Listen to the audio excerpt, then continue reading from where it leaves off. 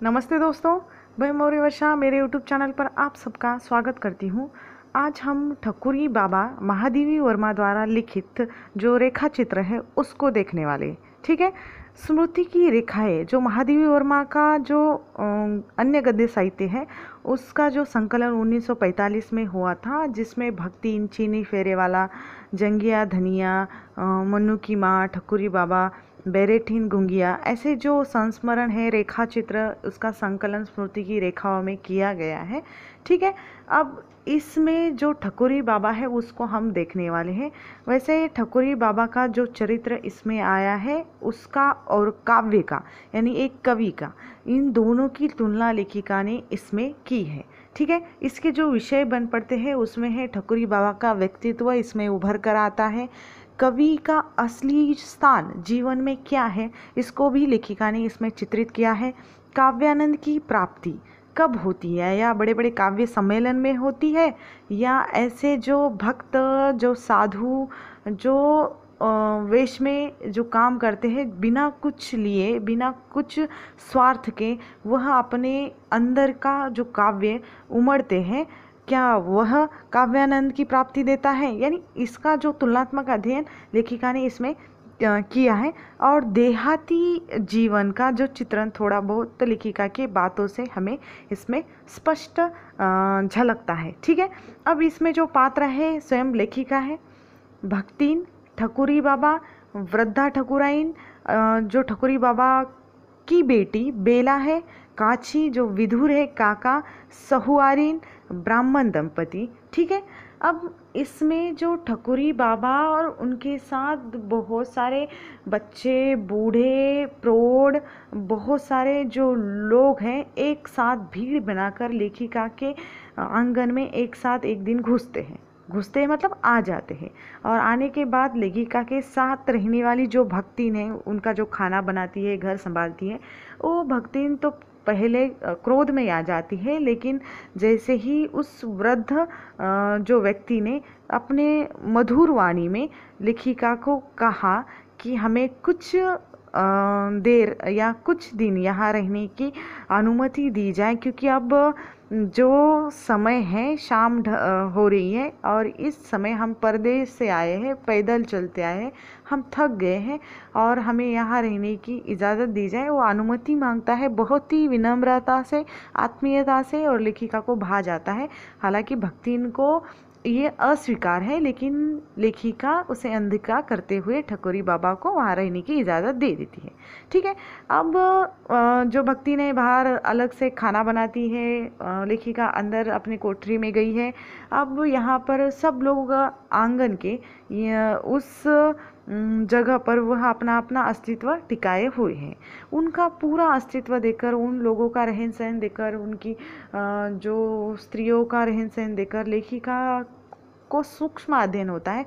जब भी सुबह होती है तो लेखिका दिखती है कि ठकुरी बाबा बाहर गए हैं घूमने के लिए, मतलब वह अपना सुबह का जो भोर निकलने से पहले वह बाहर घूमकर आते हैं और लेखिका सब वहाँ का निरीक्षण कर रही हैं।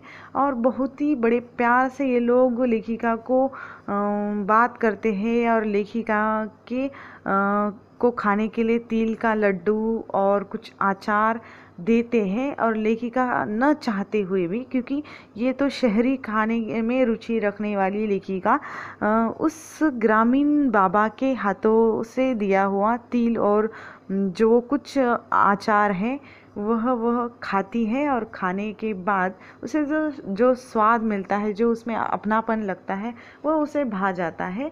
और ये अब लोग वहाँ पर ठहरे हैं और जैसे जैसे इन दोनों में नज़दीकियाँ बढ़ती है, एक दूसरे को वह जीवन को जान लेते हैं। यानी ठकुरी बाबा एक वृद्ध व्यक्ति है और लेखिका इन पूरे लोगों का जीवन जानना चाहती है। तो जानने के बाद लेखिका उनके जीवन को जानती है तो पता चलता है कि ठकुरी बाबा का जन्म भाट वंश में हुआ था और वह कवि थे और सजातीय कहे जाते थे। आधुनिक युग में जो भाट चारणों के कर्तव्य और आवश्यकता में बहुत अंतर पड़ चुका है, लेकिन पहले के ज़माने में ऐसा नहीं था। वो भाट वंश यानी जो नीति शास्त्र में पारंगत होते थे, भावुकता होती थी उनमें, प्रतिभाशाली होते थे, ऐसे ठकुरी बाबा के पिता तुकबंदी और प्रतिभा का उपयोग करते थे। और उनको लगता है कि अपने बच्चे भी वह नीति शास्त्र पढ़े।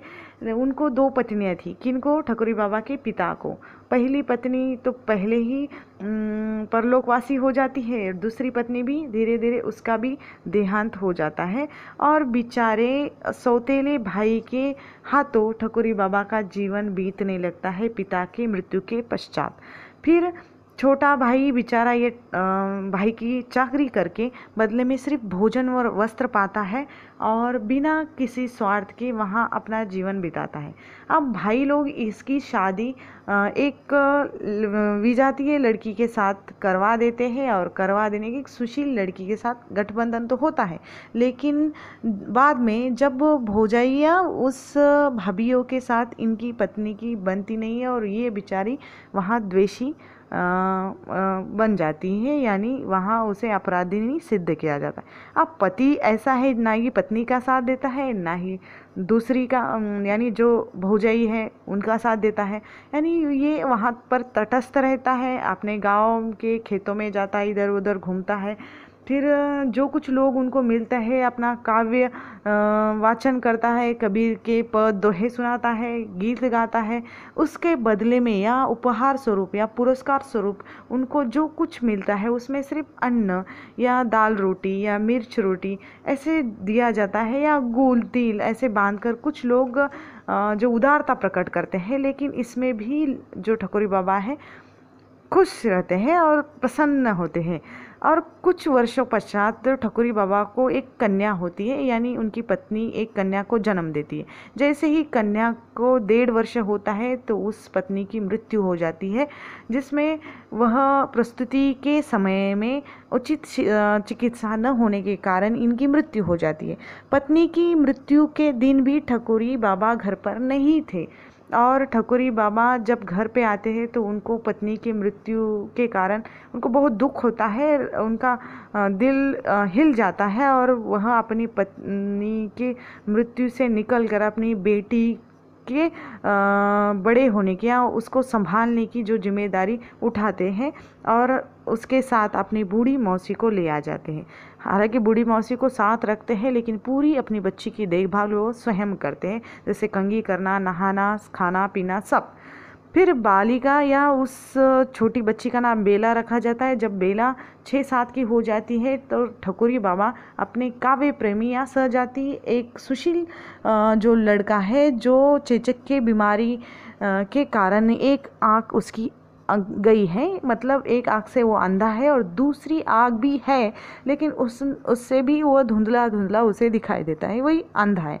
ठीक है, उसके साथ बेला का विवाह या उसकी शादी करवा देती है। अब इस तरह उनका जो ठकुरी बाबा जो ससुर है वह कवि है, उसकी बूढ़ी मौसी है, अंधा दामाद है और रूपसी बेटी है। यानी इस तरह है ठकुरी बाबा अपनी काव्य गीत गाते रहते, भक्ति के पद गाते रहते और जो दामाद है बेचारा खंजरी बजाता है, साथ में बूढ़ी मौसी है वह आवेश में आकर मंजीरा बजाने लगती है और फिर जो बेला है उस गीत पर थिरकने लगती है। इसी तरह इसका पूरा ठकुरी बाबा का परिवार है और ठकुरी बाबा कल्पवास करते हैं, मेले में जाते हैं, भक्ति के गीत गाते हैं और इधर उधर अपना अतिथिपन वह प्रस्तुत करते हैं। ठीक है, इसमें यहाँ दिया है अब ठकुरी के बाबा के साथ मेले में बहुत सारे लोग जुड़ जाते हैं, जिसमें एक वृद्धा ठकुराइन है, सुआइन है, तीसरी एक विदुर काछी है,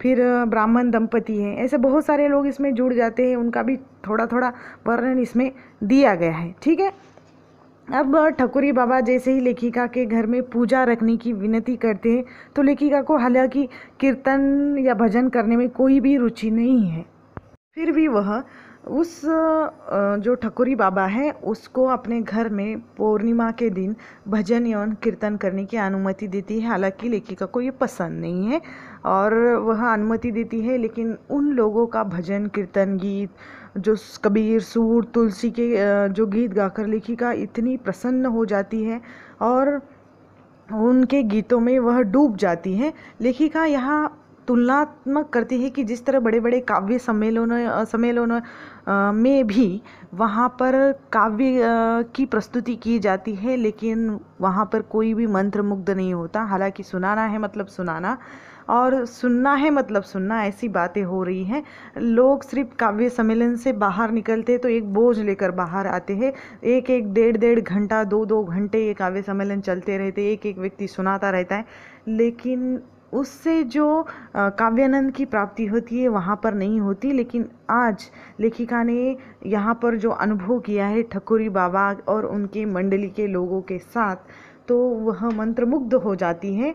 और लेखिका कहती है कि जैसे ही मनुष्य की जो विकृतियाँ है या दुर्बलता है, इन सभी को देख के मुझे ठकुरी बाबा बहुत ही अच्छे लगते हैं, क्योंकि इनकी स्थिति अच्छी नहीं है। ग्रामीण जीवन से ये है, देहाती है, इनकी जो ज़रूरतें ज़्यादा नहीं है, बहुत ही कम है, लेकिन ये लोग अपनी मंडली में बहुत ही खुश हैं। लोगों को कविता काव्य सुनाकर ये खुश है, ऐसा वो कहते हैं। इनका जो परिवार है अलग ही है, जैसे बड़े बड़े सम्मेलनों में भी ये दिखाई नहीं देता है, ऐसा लेखिका का मानना है। और लेखिका कहती है कि बहुत ही प्रसन्नता से ये उन्होंने अनुभव किया है और ठकुरी बाबा जैसे समाज का प्रतिनिधित्व कर रहे हैं, ऐसा वो कहते हैं कि इसमें ना ही वैयक्तिक स्वार्थ है, ना ही कुछ भी वह अपने लिए कर रहे हैं, सिर्फ लोगों के लिए उनका जीवन पूरा अर्पित है, ऐसा लेखिका का मानना है। और लेखिका के घर से वह चले जाने के बाद लेखिका